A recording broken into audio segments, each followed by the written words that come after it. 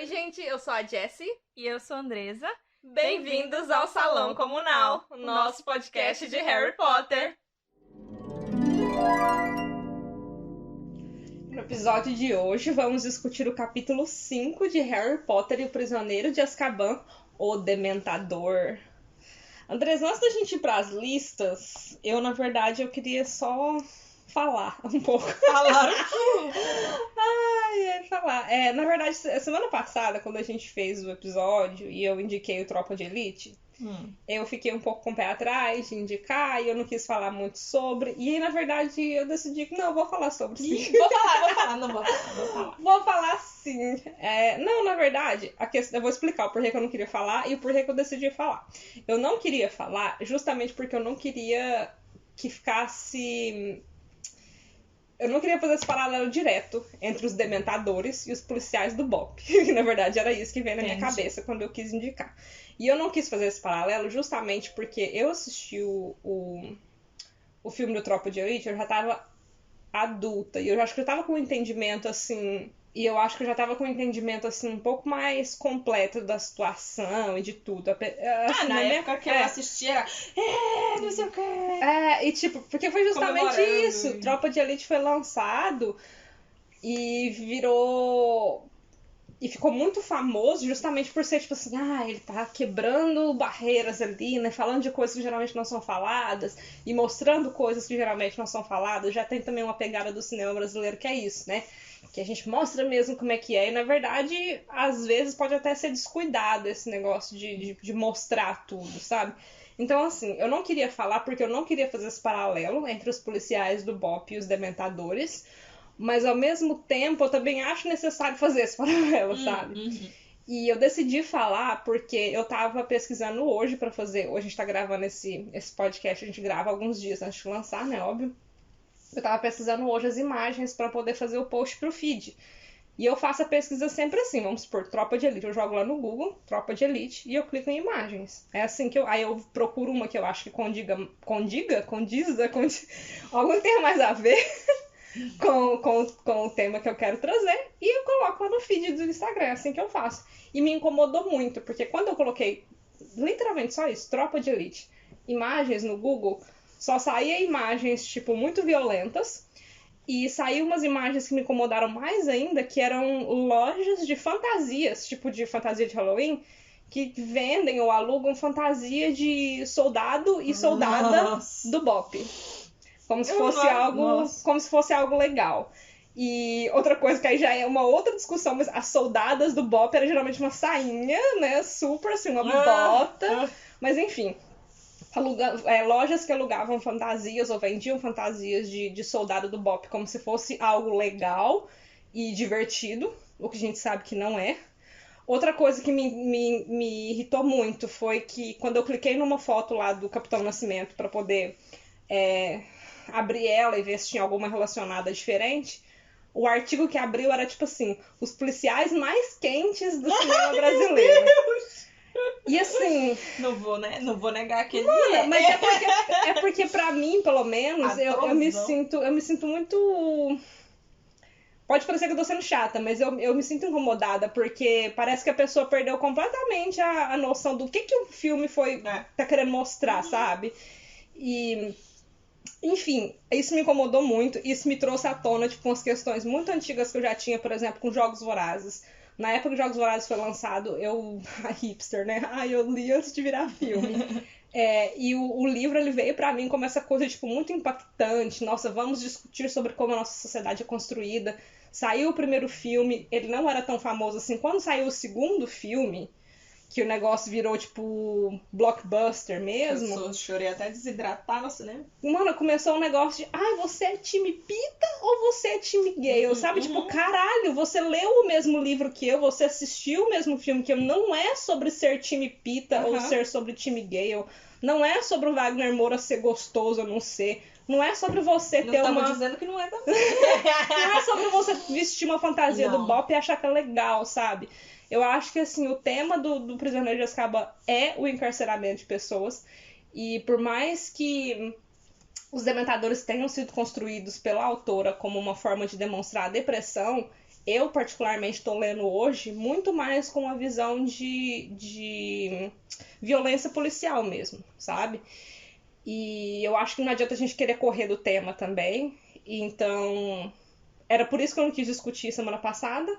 E é por essa explicação que eu tô dando aqui agora que eu decidi trazer essa semana e explicar. é um assunto bem essencial essa semana, que a gente teve o resultado Da condenação do policial que matou George Floyd, né? Exato. Na verdade, é um tema que eu trouxe pra gente discutir mais na frente aqui. Então, É assim, muito pertinente. a gente vai voltar nesse assunto. Eu só quis trazer essa discussão justamente porque a minha questão com o filme Tropa de Elite, apesar de eu achar que ele é muito interessante, que ele é muito válido, que ele traz questionamentos, me preocupa pessoas que assistem ele só por assistir, porque acham legal e não levam aquilo a sério, não entendem que aquilo é um problema real, atual do nosso cenário brasileiro.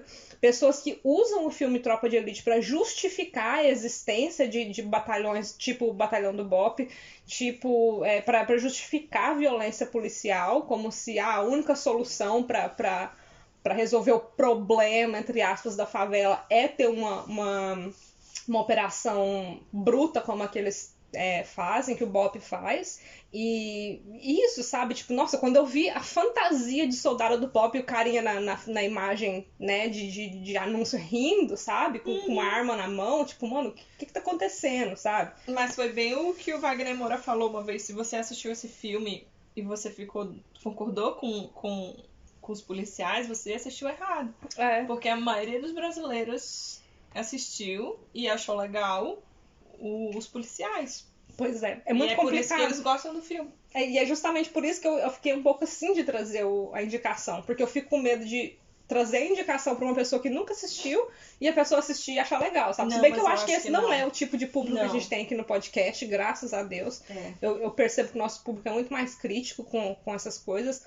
Mas eu fiquei meio assim, sabe? E aí, durante essa semana, eu repensei. E por isso eu tô trazendo de novo esse assunto à tona, sabe? Porque eu acho que a gente vai discutir muito durante esse episódio. A gente sabe que o Sirius é inocente, o Sirius sofreu muito, ele vai sofrer muito durante esses 3 anos de liberdade que ele vai ter. 2 anos, né, de liberdade, entre aspas, que ele vai ter. E a gente vai ter que falar sobre isso, sabe? A gente é adulto hoje, a gente tá relendo esse livro aqui agora com outros olhos. E eu acho que a gente tem que discutir sim. Então, eu queria refazer o meu comentário. Problema, eu li uma matéria uma vez que é um problema muito dos países subdesenvolvidos. Você tá do lado do criminoso. Nesse caso, o criminoso é a própria polícia, né? Uhum. Mas no caso, por exemplo, na matéria que eu li, eles estavam falando de La Casa de Papel. Uhum. E que essa foi uma série que fez muito sucesso nos países subdesenvolvidos. Pode concluir o raciocínio. Porque, tipo assim, é muito aquela necessidade nossa de, tipo assim, vamos contra o sistema, tá certo, sabe? E eu acho que a Tropa de Elite tem muita gente que assiste imaginando que a polícia tá certa. Porque eles estão, tipo assim, estão resolvendo aquele problema ali. E não é bem assim. Na verdade, o filme mostra justamente isso, que independente do que eles fazem e da forma violenta com que eles fazem, não tá resolvendo o problema. Agora, o La Casa de Papel, aquela do podcast sobre Harry Potter, também que fala de La Casa de Papel. Pra mim tem uma discussão completamente diferente, porque a primeira temporada ela veio muito nessa vibe mesmo de eu fiquei meio incomodada quando eu vi qual que era a premissa da série, sabe? Tipo, a galera tá achando isso legal. Só que quando eu assisti, eu entendi que ele é feito para um público majoritariamente latino. Sim. É uma série espanhola e os espanhóis são latinos, eles só não são latinos americanos, mas eles são latinos. Porque justamente a América Latina, principalmente, e os latinos em geral, eles têm essa sensação de ir contra o sistema. Tem toda uma história de revoltas na América Latina. E La Casa de Papel, por pior que pareça quando eu digo isso, eles não estão necessariamente roubando das pessoas, eles estão imprimindo mais dinheiro e eles vão sumir com aquele dinheiro depois, né? Então, teoricamente, eles não estão roubando pessoas, eles estão roubando do sistema. E isso é, tipo assim, na série é apresentado como legal, Na primeira temporada. A segunda, aí pra frente, assim, já tem todos, né? Tem todo um outro negócio que acho que também eles fizeram mais porque a primeira temporada dinheiro, fez muito sucesso, eles queriam ganhar mais dinheiro. Mas a premissa da primeira temporada eu entendi completamente e eu não vejo muito. Eu entendo o que você quer dizer, de tipo, não, tá do lado do bandido, mas ao mesmo tempo eu não acho que é o mesmo bandido. É que é um negócio cultural, que tipo assim, para algumas sociedades, qualquer coisa que tu faça errado, que é diferente do que deveria ser o legal, o certo, é um crime, é uma coisa que deveria ser julgada. Então eles veem, tipo assim, não, sério que vocês estão apoiando esses caras? Eles estão entrando... Mas pra gente, do outro lado da moeda, é um negócio assim, vai! Mano, esse aqui é um exemplo muito... que talvez não vai fazer muito sentido pros ouvintes do podcast, mas você vai entender completamente. Lá na cozinha onde eu trabalhava, eu indiquei La Casa de Papel pra todo mundo. Sabe quais foram as únicas 2 pessoas que gostaram de La Casa de Papel? A Ti e o Chai. Maori e Asians, né? Asians. Só que ele é South Asian, tipo, ele é da Tailândia, meio tailandês, meio branco. Então, assim, são pessoas, né? Pessoas de cor, pessoas que sabem que eles sofrem na mão de um sistema aqui na Nova Zelândia, porque é pior que não... Por mais que não apareça para as pessoas, aqui tem muito isso das polícias serem mais violentas com pessoas de cor, com os Maori. Então, assim... Sabe? Realmente, não... E foi o que eu expliquei, sabe? Quando me falaram, tipo assim, você achou legal mesmo? Eu falei, é porque é um negócio muito latino, sabe? Esse negócio de ir contra o sistema, da revolta, você não entenderia. Justamente, você não entenderia. E quem entendeu justamente foram pessoas de comunidades marginalizadas aqui da Nova Zelândia. Falou tudo. Então, assim, é complicado. Ao mesmo tempo que eu entendo o que você quis dizer, eu acho que são bandidos sim, mas é diferente, né? A gente abre a concessão aqui, né? Mas enfim, mas Harry Potter, né? Ai, 10 minutos depois. Semana passada a gente recebeu muitos comentários também no Instagram e no geral sobre o negócio da astronomia que eu falei, mano. Foi! Fiquei até mal.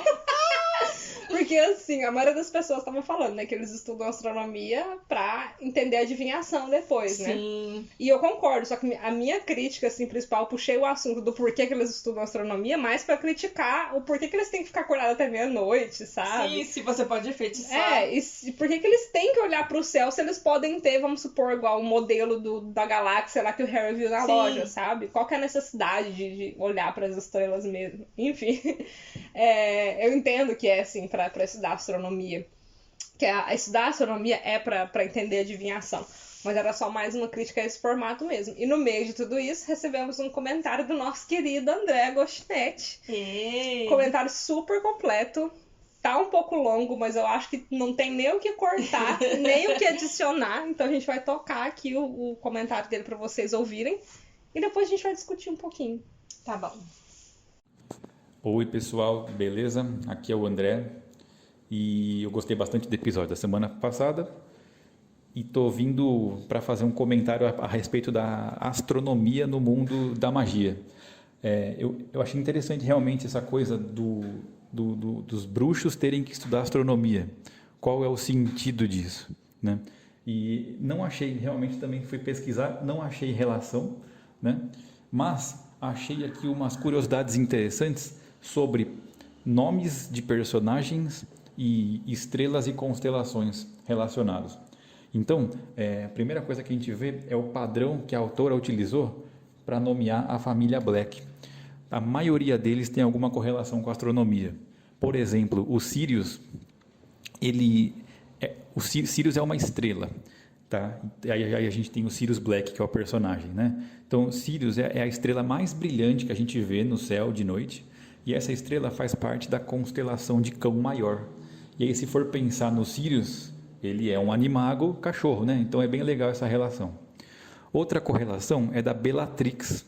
A Bellatrix é também uma estrela, e claro, o personagem que corresponde é a Bellatrix Lestrange, certo? Mas essa estrela, pessoal, ela faz parte da constelação de Órion. E Órion, né? Essa estrela em Órion corresponde ao ombro direito dele.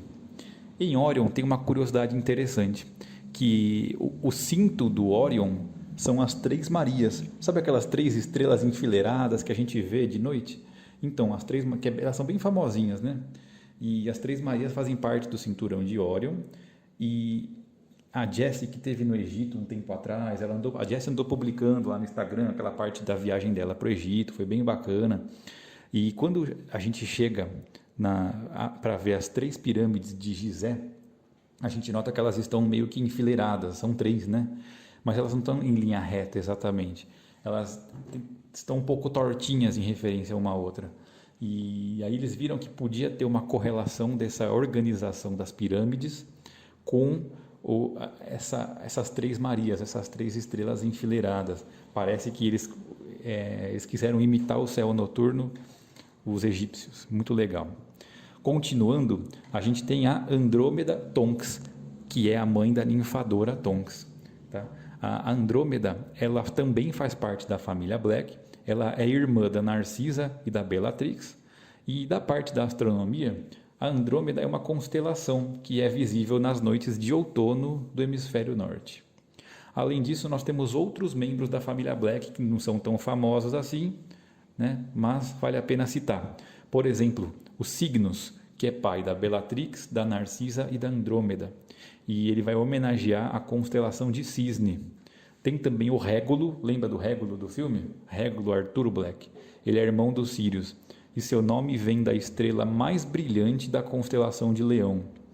Também tem o Orion Black, que é o pai do Sirius e do Régulo, que corresponde à constelação de Orion, que a gente já citou. E tem outros personagens também da astronomia. Tem o Draco, que corresponde à constelação de Dragão. Aí o Draco tem um filho, que é o Escórpio, que vai aprontar altas aventuras naquele livro estúpido lá, que saiu depois. O Escórpio é filho do Draco, então é a constelação de Escorpião, o Escórpio. E também tem a Luna Lovegood, certo? Que foi homenagem à Lua. Finalmente, para terminar esse áudio comprido, tem a Merope Gaunt. Quem que era ela mesmo? Ela era a mãe de vocês sabem quem, né? A Merope, ela tem seu nome em homenagem a uma nebulosa da constelação de Touro. Olha só que interessante, pessoal. E a Merope, poxa vida, acho que ela é, depois do Voldemort, ela é a grande vilã da saga, né? Porque ela conquistou o pai do Voldemort, o Tom Riddle, com uma poção do amor, né?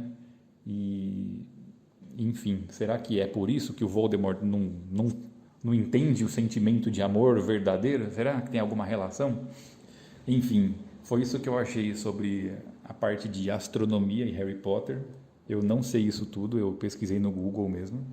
E grande abraço para vocês, parabéns pelo excelente trabalho. Ai, gente, que agradece, né, o comentário. Cara, não tem lindo, cara. Vai falar mais o quê? Deu aula. Deu aula. E realmente tem esses personagens, né, que tem os nomes específicos, e não é novidade, assim, pra gente, que a autora, ela usa muito da cultura popular para acrescentar a história dela, né? A gente viu, acho que principalmente em Pedra Filosofal tinha muito de cultura, de mitologia grega, né? Sim. E a gente vai vendo aqui e ali ainda alguma referência, igual o episódio passado a gente ainda falou das Sibilas, né? Da Cassandra. E os gregos tinham uma relação muito forte também com a astronomia, com os astros no geral, né? E é isso, tem muito essas referências, né, que a autora faz.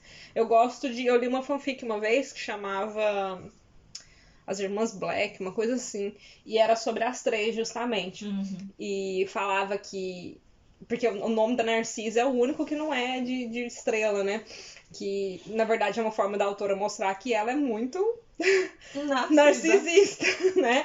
Então assim, a Narcisa é a Narcisa, né. E era isso, era um pouco de... A Bellatrix tinha muita inveja da Narcisa, porque a mãe delas adorava ela e sempre achou ela a mais bonita das filhas, e por isso pôs esse nome nela, e a Bellatrix é a mais velha, né? Uhum. E era sobre a relação das 3.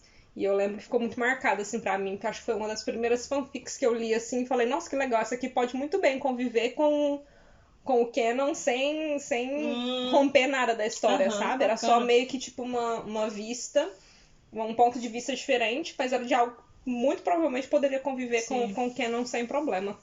Ah, e essa questão do Voldemort com a poção do amor, eu acho que tem toda uma discussão pra gente fazer quando chegar lá em Enigma do Príncipe, né? Mas eu já fui muito da opinião de que, só pra passar por cima, assim, né? De que o Voldemort era quem ele era porque ele foi concebido, né, sob o efeito de poção do amor. Mas ao mesmo tempo, depois que eu fui crescendo, assim, eu lembro que eu fiz um trabalho de escola sobre isso.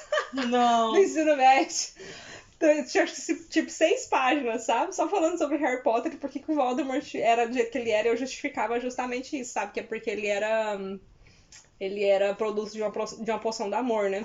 Mas hoje em dia eu penso que eu não gosto dessa teoria, porque meio que tira o livre-arbítrio, sabe? E fica parecendo que o Voldemort não podia ter feito diferente. Mas assim, lá na frente a gente pode ter essa discussão mais a fundo, né?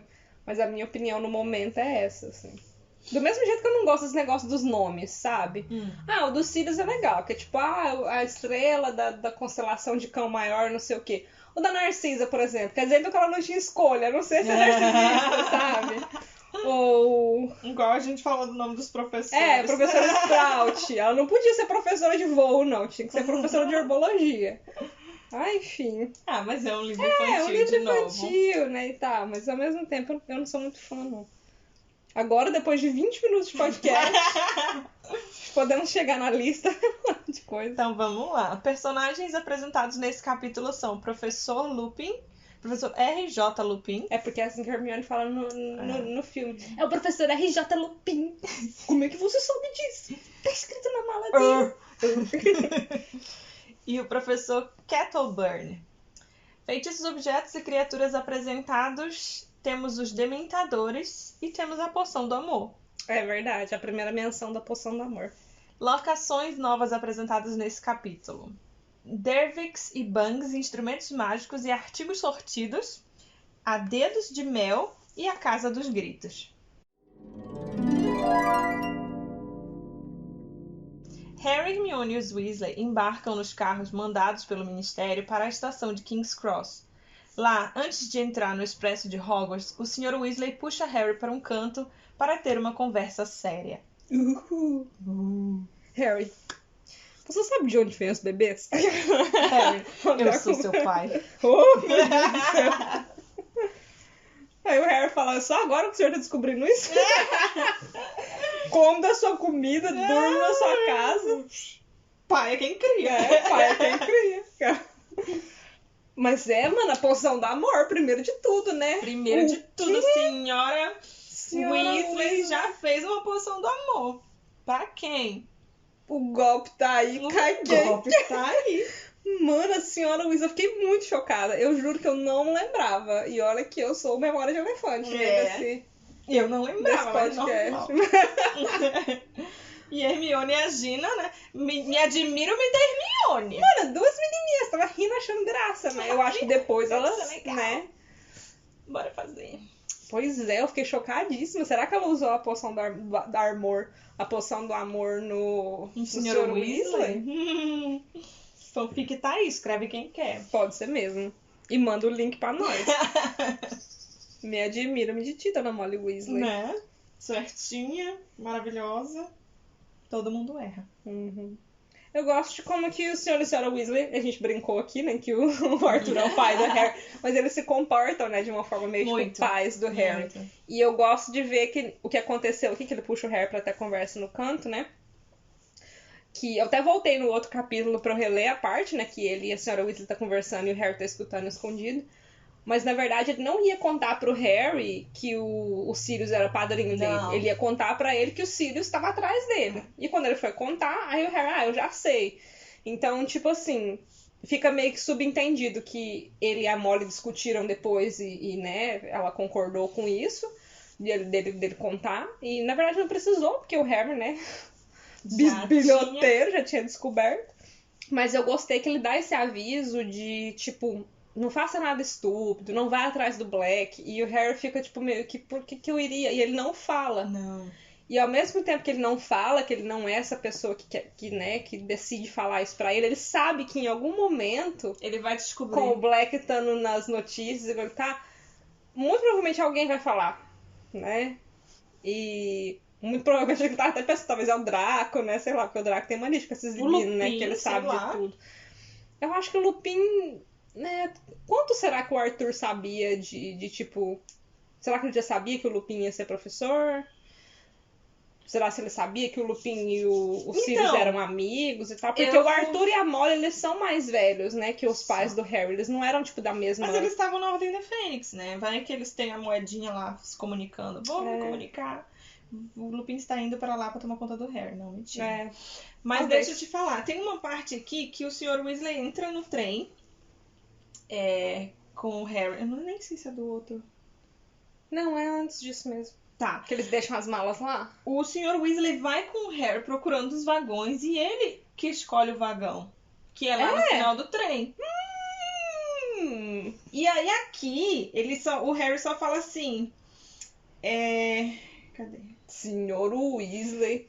Até uma que lhe pareceu pareceu bem vazia. Ali ninguém fala que tem alguém ali. Não dá ponto sem nó. Ei, Arthur. Aí aqui só fala assim, ele foi andando com o Harry e o Sr. Weasley foram andando com as malas. E aí colocaram as malas num vagão lá que parecia bem vazio. Tô aqui, aí depois, o que depois eu acho estranho é que depois eles estão andando pelos corredores já, o Harry, Ron e Hermione, procurando um vagão. E aí depois eles falam que eles só acham um, de novo, a mesma coisa, que só acham um lá no finalzinho do trem. Entendi, foi nada então. Pois é, só que antes o Sr. Weasley já tinha colocado as malas lá, inclusive o bichento, com a gaiola. Então o Lupin entrou depois. E dormiu, mano, parece o Charles. Sentou, dormiu. Sentou, dormiu, mano. Eu acho que ele viu o nomezinho do Harry. Será? HJP Harry, James Potter, né? Será? H. Potter, né? HJ Potter, porque o Potter aparece. Você entendeu. Sim, só que ele falou que lhes pareceu bem vazia, não disse que estava vazia. Então não entendi, foi nada. Também acho que foi só um erro de escrita mesmo. Porque, tipo, aqui eles já tinham colocado a mala. Pra que eles iam estar procurando um negócio vazio? A não ser que eles estavam procurando um vazio e acharam, tipo, esse aqui tá só esse cara dormindo, Eles estavam procurando, eu acho, pra poder conversar, né? Exato. Que o Harry queria contar. E a Gina encebando. Sim. Daquele mandar a Gina embora, ela fala, menina sem educação, isso aí. Ela não Sim. fala assim, né? Mas se a Gina fosse Seu mineira, menina sem educação. Você besta, ué? Eu achei estranho essa... Eu acho que foi algum erro aqui, falta de atenção, porque tem ali, ele já tinha preparado tudo e aqui eles saem procurando de novo cabine vazia. Não faz sentido. Eu prefiro acreditar que o Sr. Weasley tinha tudo planejado e viu que o professor Lupin estava ali e deixou o Harry lá. Pode ser mesmo. Tá, aceito. Que não aceito. Harry, Ron e Hermione viajam no mesmo compartimento que o professor R.J. Lupin, que está dormindo. Eles conversam sobre as futuras visitas a Hogsmeade e Draco aparece para atormentá-los. Ao avistar o professor no compartimento, o garoto vai embora. Óbvio que ele é frouxo. Vai ser peidão? Vou ser peidão, Harry.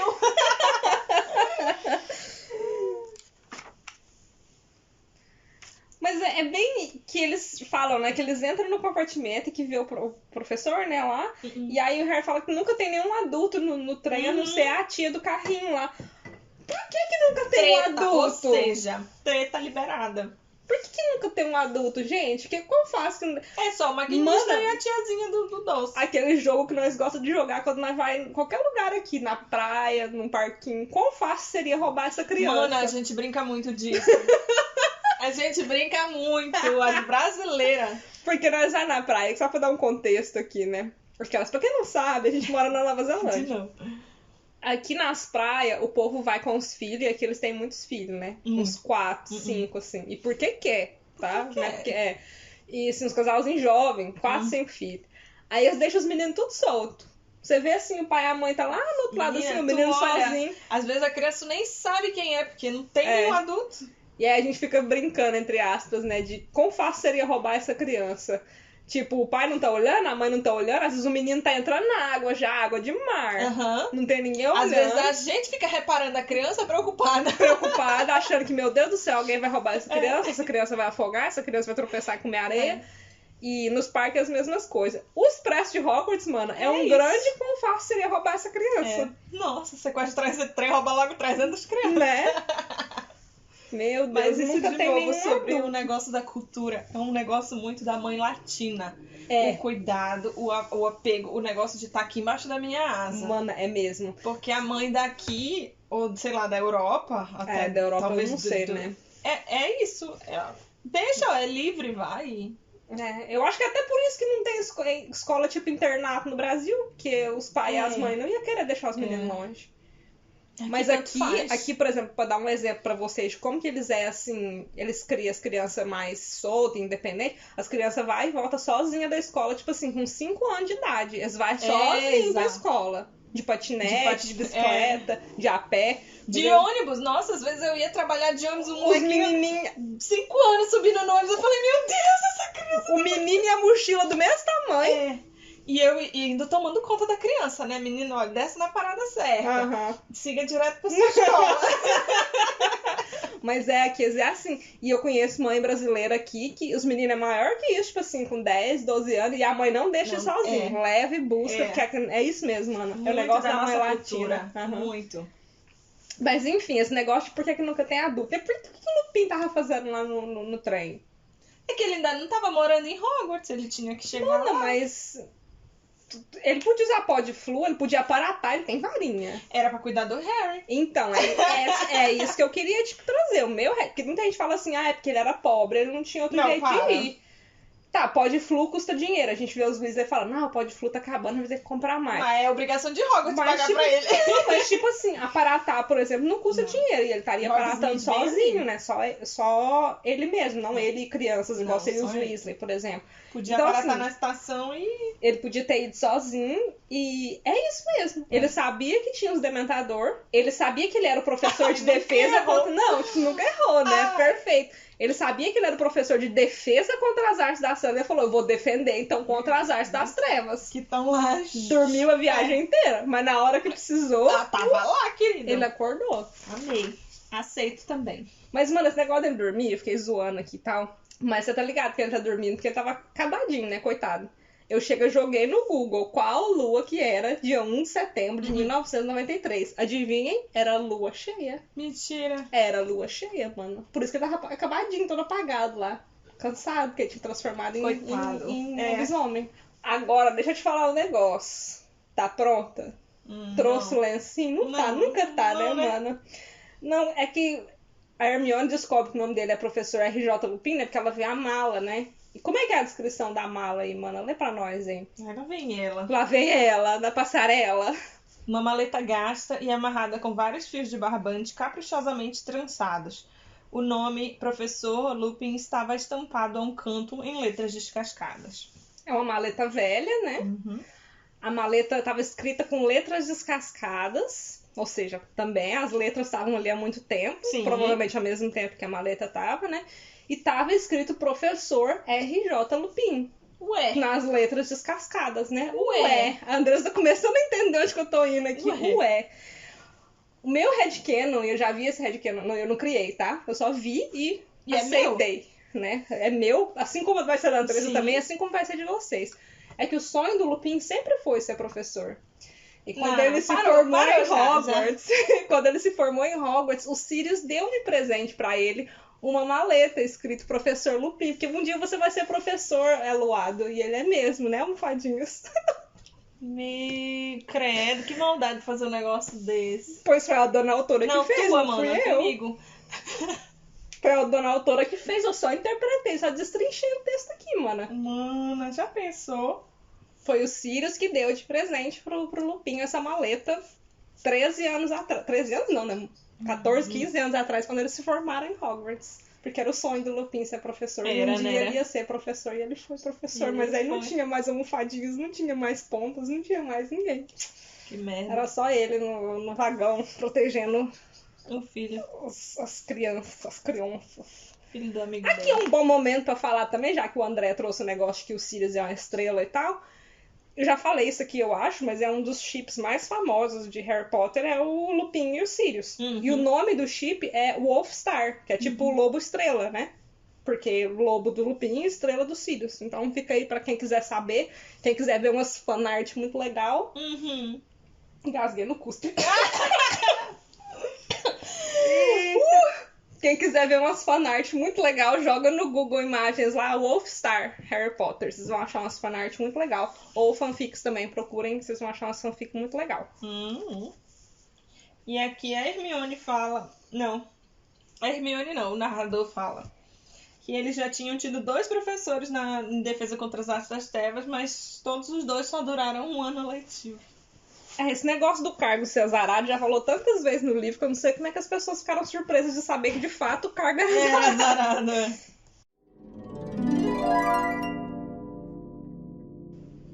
O trem para no meio do caminho para a escola. As luzes se apagam, Neville e Gina aparecem e uma criatura desconhecida abre a porta do compartimento. Harry desmaia, o professor Lupin acorda e espanta a criatura. Quando Harry recobra os sentidos, Lupin explica que a criatura era um dementador, um dos guardas de Azkaban, e lhe oferece chocolate para aliviar o mal-estar. Não tem nada nesse mundo, né, mana? Que chocolate não resolve. Tem um quadro lá na loja que eu trabalho que, tipo, chocolate não faz perguntas. Chocolate só está lá pra você. Só está lá. Verdade. Essa cena, na verdade, ela me deu um gatilho aqui, porque eu fiquei pensando quando chegar em Ordem da Fênix. Que eu tentei resumir de todo jeito, não ficou muito resumido. E em Ordem da Fênix os resumos vão ter 3 páginas, porque... É mesmo, viu?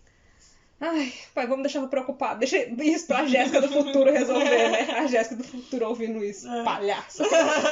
Mas enfim, se alguém tiver alguma ideia, né, de como fazer isso, estamos abertos. A pessoa que faz o resumo tá aberta a sugestões, tá, gente? Ela mandou avisar. Agora, uma questão aqui também é que ninguém se importa muito com a Gina, né, quando isso acontece. Não. E a Gina também parece que ela foi muito afetada. E lembrando que ela passou boa parte do ano anterior possuída, não tem outra palavra, possuída pelo Voldemort.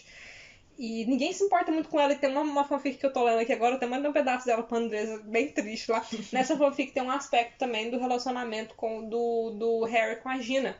E que a Gina tá muito mal, e justamente eles não entendem por quê. E aí eles sugerem que talvez seja a possessão do Voldemort quando ela era criança. Agora que ela tá adulta, ele tá voltando. E ela tem que fazer o quê? Adivinha? Terapia, né, gente? E é isso, ela é ignorada, né? Completamente ignorada. Sendo que ela também passou por esse trauma. E também faz um paralelo aqui com Ordem da Fênix, né? Em Ordem da Fênix, ela dá um puxão de orelha no Harry, né? O Harry fala que não quer conversar com ninguém, que eu tô brava e não sei o quê. E ela fala, tipo, poxa, eu também passei por um negócio muito difícil. Passei por um ano quase inteiro com o Voldemort na minha cabeça. Eu entendo o que você tá passando. Tipo, conversa comigo, vamos, né? É mesmo. E, enfim, é um bom começo desse relacionamento dos dois. Lá em Ordem da Fênix, isso, né? Mas aqui tem um paralelo. Eu esqueci de falar um pouco antes dos dementadores chegarem. O bilhoscópio volta a apitar, né? E aí é só mais um alerta. Aí o Rony insistindo que não presta, né? Que tem que levar pra consertar. E na verdade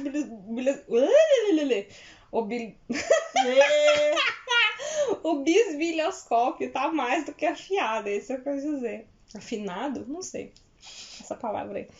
Essa hora que o Lupin acorda finalmente, né? E vai acudir lá o Harry. É a primeira. Você parou pra pensar que também é a primeira vez que ele viu o Tiago de novo? E a Lilian, né? Nos olhos do Harry. Tipo, ai, mano, muito triste.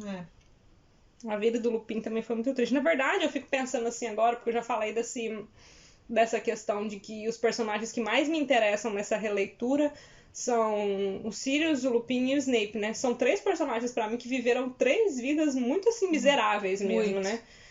Em diferentes aspectos. E os 3 morreram muito jovens. E é bem triste isso quando a gente agora é adulto e olha, assim, porque... Eu percebo, por exemplo, hoje eu tenho 26 anos, eu percebo que eu não vivi nada, sabe, com 26 anos. E 26 anos, todos os 3 já tinham vivido mais da metade da vida que eles viveriam. E uma vida completamente triste e miserável. Então, assim, todo momento de pequena felicidade que eles têm, assim, eu gosto de ficar apreciando. Tipo, esse momento que o Lupin vê o Tiago de novo, né, que na verdade ele vê o Harry. E vê a Lilian nos olhos do Harry. Ele, na verdade, ele reconhece. Até o Harry fala, ele não sabe como é que ele sabia o nome do Harry, mas... Tá escrito na sua mala. Não. Aquelas, né? A Hermione tava sacudindo ele. Harry acorda. O Harry acorda. O Lupin fala, tudo bem, Harry? Como é que ele sabe meu nome? Tipo, eles estavam gritando o nome dele quando ele desmaiou. Eu queria trazer o o paralelo dos dementadores com a depressão, que é o que a autora já falou, né? Que foi nisso que ela pensou. Mas nessa parte aqui faz muito sentido. O Harry depois ele fala que ele se sentiu muito esquisito, como se ele nunca mais fosse sentir alegria na vida dele. E isso, pra quem tem depressão, é muito real. E também na hora que o Harry desmaia, ele começa a escutar gritos apavorados, suplicantes, e ele queria ajudar quem estava gritando. Ele tentou mexer os braços, mas ele não conseguiu. E pra quem tem depressão, é tipo assim, é você que tá gritando. Né? Nossa. Só que é você que não consegue se ajudar e você que não consegue se mexer. E tipo assim, aquilo tudo ali tá dentro de ti e tu não consegue lutar contra. É muito ruim. Eu já tive isso, e é muito real, assim, é muito isso aqui que tá falando. Você não consegue, mas igual a gente falou, igual a Gina falou pro Harry, conversa com alguém, né? Eu acho que se a pessoa tá ouvindo isso e tá sentindo isso, conversa com alguém de confiança. E procura fazer terapia também. Terapia. A gente brinca aqui pra caramba com o negócio de terapia, mas é muito real, é muito necessário. Ajuda muito a entender tudo que a gente tá passando e coisas que a gente já passou que a gente nem lembrava na nossa vida, mas que agora podem te influenciar, sabe? E esse negócio do conversa com alguém também, apesar da intenção da Gina ser das melhores, e eu entendo que é das melhores, conversar só com alguém não resolve as coisas, sabe? Tipo, eu tenho os meus problemas, eu conversar com a Andresa não resolve. Eu preciso de terapia com um profissional pra entender, mesmo. Esse negócio de todo Setembro Amarelo a pessoa ficar compartilhando lá, minha DM tá aberta pra você conversar comigo. Assim. Me desculpe, mas a pessoa com depressão conversar com você não vai fazer diferença nenhuma pra ela. Pode resolver ali naquele curtíssimo prazo, mas na vida real mesmo, a causa não resolve. É terapia que tem que fazer, gente. E se necessário, medicação. Justamente. Fazer o que o terapeuta te indicar fazer. E como chocolate.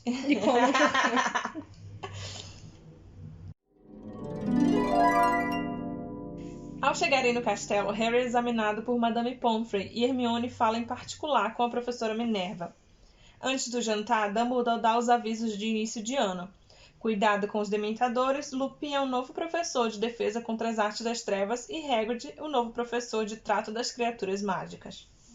O Harry, em Ordem da Fênix, ele tem esses meio que eu vou chamar de surto aqui só pra vocês entenderem, mas ele tem esses surtos de raiva e de né, indignação dele. E aqui tem um espelho muito disso, que é quando ele é levado pra Madame Pomfrey, a Madame Pomfrey fala tipo assim, esses dementadores, né, fazem muito mal para as pessoas, ainda mais para quem já é mais delicado, assim. Ele, eu não sou delicado! Nossa, do nada! Do nada, mas assim, nessa parte aqui também adoro que tem um outro motivos para o Harry não estar na Corvinal, número 4050, mas a Madame Pomfrey oferece chocolate para ele, em vez dele aceitar o chocolate de graça, não, o professor Lupin já me deu, aceita o chocolate, cara, de graça, mano. Burro. Realmente não é da Corvinal. Não. Nem da Sonserina. Né? Da Sonserina fala, não, eu tô muito mal. Preciso de mais chocolate. A Hermione também aqui, ó. Vem cá, Hermione. Faz uma cara de triste. É assim, igual a gente já falou aqui, a gente sabe, né, que os Dementadores eles foram escritos pela autora justamente de um ponto de vista da depressão, né? Ela mesma escreveu e ela já falou que ela descreve os Dementadores como uma experiência pessoal que ela já teve com a depressão. Mas eu não consigo ler hoje em dia O Prisioneiro de Azkaban e não ver os Dementadores do ponto de vista da violência policial mesmo, porque né? Eles são, né? A gente tinha falado... Também são. A gente tinha falado disso já no começo do podcast, acho que agora a gente pode voltar nesse assunto e discutir mais a fundo, né? Mas é isso. Tem essa fala do Dumbledore que, nossa, me saltou muito aos olhos, porque eu já tinha decidido que eu ia falar aquele negócio, né, do Tropa de Elite, eu tinha feito todo o meu roteiro e tal. Quando chegou nessa frase aqui, que eu falei assim, cara, sabe, tipo, aquele é sobre isso. É sobre isso. Deixa eu até achar a frase do Dumbledore aqui. Eu acho que, assim, os Dementadores, eles te dão essa sensação, eles te lembram da depressão pelo que eles causam, mas eles não deixam de ser policiais, entre aspas, também. Então, e tem essa questão dos policiais não causarem, porque eles estão lá pra para trazer, entre aspas, né? O argumento é que eles estão lá para trazer segurança para os alunos. Mas nenhum aluno perto deles se sente seguro. Eles se sentem miseráveis e com medo. Inclusive, você não pode sair da escola sem avisar, né? Igual o Dumbledore fala, porque eles estão lá na porta. E justamente é o que ele fala aqui. É essa frase dele, ó. Não é da natureza... Eu tô traduzindo aqui de forma literal, tá? Que eu tô com um livro em inglês. Não é da natureza do dementador entender pedidos ou justificativas. Eu aviso pra vocês que vocês não deem motivo para eles machucarem vocês. Cara, quando eu li essa frase, tipo, eu lembro de novo, assim, a gente falou um pouco de racismo no episódio passado, e nenhuma de nós duas é uma pessoa negra, então a gente não tem muito lugar de fala nisso, mas eu lembro justamente de ver vídeos e de ler textos sobre como crianças negras são educadas desde o primeiro entendimento delas, elas são ensinadas, né, que elas não podem dar motivo pra polícia machucar elas. Sim. Então, assim, não anda com a mão no bolso. Se você sair com sua bicicleta nova, leva a nota fiscal, não sai sem documento, sabe? Coisas que eu, enquanto pessoa branca, eu nunca tive que me preocupar. Não. E as crianças negras têm que aprender isso desde crianças mesmo, elas são educadas, né, a se comportarem dessa maneira, a não dar motivo pro policial, que teoricamente tá ali pra proteger, né, a não dar motivo pro policial machucar elas. E eu lembro também de uma frase que eu vi esses dias, inclusive, sobre aquele caso do George Floyd, que a gente tava falando no começo, que era, tipo, é um privilégio gigantesco você achar que a polícia tá ali pra te proteger, sabe? Quem acredita que a polícia tá ali pra te proteger, tá vivendo num privilégio enorme que ela não entende, sabe? E nos Estados Unidos aconteceram casos muito tristes e recentemente, inclusive esse do George Floyd, que ele morreu sufocado em maio de 2020, por um policial, e foi filmado, assim, e é pesadíssimo o vídeo, ele implorando pela vida dele, ele falando que ele não conseguia respirar, e o policial com o joelho no pescoço dele, e ele morreu. E, né, bora comemorar que o cara foi condenado nas 3 instâncias, não sei como é que chama, que ele foi... Nas 3 acusações, né, que ele estava sendo julgado, ele foi condenado. E que, infelizmente, isso é uma parcela mínima dos casos de violência policial, que o policial foi, de fato, punido, né? O último que teve agora foi o policial que matou um rapaz, porque ele tinha alguma coisa de decoração no carro dele, o policial achou que era uma arma, aquele cheirinho de carro. Air freshener. E o cara matou ele. Teve um outro jovem, isso acho nos Estados Unidos também, um jovem latino de 13 anos, parece. Foi. Que ele tava com as mãos pra cima, o policial... Tem o vídeo disso, ele com as mãos pra cima, o policial grita pra ele, tipo assim, solta a arma, ele não tem nada nas mãos dele, ele atira e mata o menino, sabe? Tipo, tá na câmera, sabe? Então, assim, e ao mesmo tempo também que a gente fica, entre aspas, feliz porque o cara foi condenado, eu também vi a galera falando, tipo assim, sabe? Isso não é justiça sendo feita. Justiça sendo feita seria se o Jorge estivesse vivo, sabe? E ele não tá. Mas menos mal que pelo menos o policial foi punido e que isso sirva porque isso é raro, né? E que isso sirva de precedente, né, para futuros casos, se eventualmente acontecerem. Infelizmente a gente sabe que ainda vai acontecer muito. Eu queria aproveitar também para fazer a minha indicação dessa semana, que eu tô nessa vibe de indicar sempre obras com tema de viagem no tempo. Tem um filme muito legal na Netflix que se chama A Gente Se Vê Ontem. Que é justamente... trata um pouco dessa questão da violência policial. O plot, sem dar muito, né? Spoiler. O plot é esses 2 adolescentes negros, eles são super CDFs, assim, eles estudam muito e eles estão desenvolvendo uma forma de voltar no tempo. E aí eles conseguem. E aí nesse meio tempo acontece da irmã, uma menina e um menino, né? Do irmão dessa menina... ser assassinado pela polícia. E aí ela volta no tempo pra consertar isso. Só que a gente sabe que, né, voltar no tempo e resolver consertar as coisas, entre aspas, não é tão simples, né? Então a premissa do filme é essa. Esse casalzinho de adolescentes. Eu falo casal, mas eles não são casados, só tipo, porque é um menino e uma menina, uma dupla. Eles desenvolvem essa mochila que eles conseguem voltar no tempo e o irmão da menina é assassinado e ela volta pra consertar, entre aspas. E aí a partir disso desenrola a história. Tá disponível na Netflix, se chama A Gente Se Vê Ontem. E eu achei que foi um filme muito legal e muito necessário nos dias de hoje pra gente refletir sobre isso. Tem um trecho aqui que eu até peguei o livro da Andresa pra eu ler, que ele é comprido, mas eu quero ler ele aqui porque Vamos falar do Snape, lá vem né? ela. Lá vem ela. O professor Dumbledore, o diretor Dumbledore anuncia, né, que o professor Lupin aceitou o cargo de defesa contra as artes das trevas. E aí o Rony fala, olha a cara do Snape. E aí o Harry, né, olha pra cara do Snape. A descrição é a seguinte. O olhar do professor Snape, mestre de poções, passou pelos professores que ocupavam a mesa e se deteve em Lupin. Era fato sabido que Snape queria o cargo de professor de defesa contra as artes das trevas, mas até Harry, que o detestava, se surpreendeu com a expressão que deformou seu rosto macilento. Era mais do que raiva, era desprezo. Harry conhecia aquela expressão bem demais. Era a que Snape usava sempre que o avistava. E vamos de análise do personagem Snape, né? E na verdade não só, brincando, né? Mas não é só uma análise do Snape, mas uma análise dessa relação dele com o Lupin.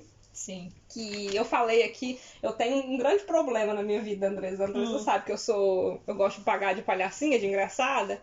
E eu falo as coisas brincando, quando eu falo sério, às vezes as pessoas não acreditam em mim.